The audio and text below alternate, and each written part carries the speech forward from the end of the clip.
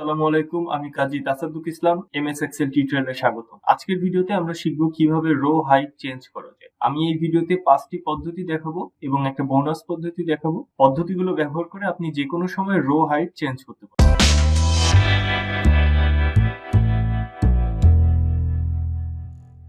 প্রথমে আমাদের যে অপশনটা থাকবে সেটা হচ্ছে ড্র্যাগ এন্ড রিসাইজ। আমি যখনই রো সেপারেটরের উপরে মাউস ওভার করব, আপনি দেখতে পাচ্ছেন আমাদের কার্সরটি চেঞ্জ হয়ে যাচ্ছে। যখন কার্সরটি এরকম চেঞ্জ হয়ে যাবে তখন আপনি এখানে ক্লিক করে যদি ড্র্যাগ করেন তাহলে আপনার রো হাইট আপনি চেঞ্জ করতে পারবেন। আরেকটি গুরুত্বপূর্ণ বিষয়, যখনই আপনি কার্সরটি এরকম চেঞ্জ হয়ে যাবে, আপনি যখন ক্লিক করবেন তখন আপনি রো হাইটের ডিফল্ট সাইজটা দেখতে পারবেন। আপনি দেখতে পাচ্ছেন এখানে 15 বা 20 পিক্সেল, এটা হচ্ছে রো হাইটের ডিফল্ট সাইজ। এটা যখন আমি ড্র্যাগ করব এটা আস্তে আস্তে বাড়বে বা কমবে। এখান থেকে আপনি দেখে বুঝতে পারবেন কোন রো হাইটটা আপনার ডকুমেন্টস এর জন্য ইম্পর্টেন্ট। আপনি সেই অনুযায়ী রো হাইট চেঞ্জ করতে পারবেন। সেকেন্ড পদ্ধতি হচ্ছে সেপারেটরের উপরে মাউস ওভার করে সেখানে যদি আপনি ডাবল ক্লিক করেন, আপনি দেখতে পাচ্ছেন রো হাইটটা ডিফল্ট সাইজে চেঞ্জ হয়ে গেল। আমি যদি এখানে ক্লিক করি আপনি দেখতে পাচ্ছেন 15 বা 20 পিক্সেল। ওকে, আবার আমি দেখাচ্ছি এখানে এই রো 3 হাইটটা অন্যগুলোর থেকে বেশি আছে। আমি এর সেপারেটরের উপরে মাউস ওভার করব এবং ডাবল ক্লিক করব, রো হাইটটা চেঞ্জ হয়ে গেল বা ডিফল্টে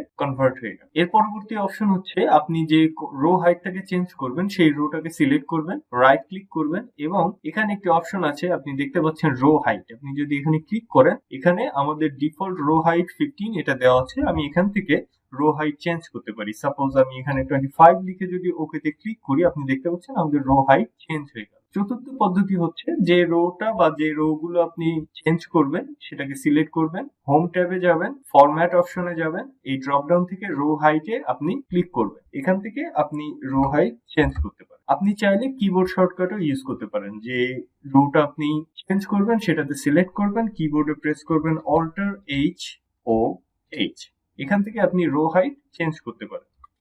যদি এরকম হয় আপনি সম্পূর্ণ ওয়ার্কশিটের রো হাইট চেঞ্জ করতে যাচ্ছেন এবং সবগুলোকে একই সাইজে রাখতে যাচ্ছেন, সেক্ষেত্রে প্রথম কাজ হচ্ছে আপনার সম্পূর্ণ ওয়ার্কশিটকে সিলেক্ট করা।